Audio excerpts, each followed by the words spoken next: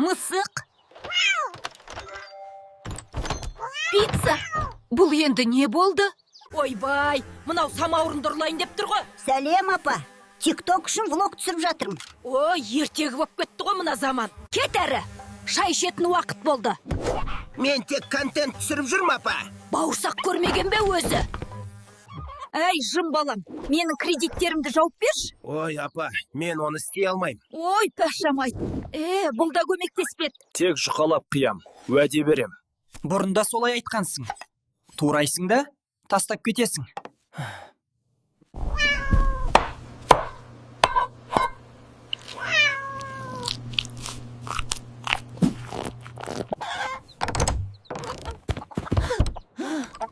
Мұнау не?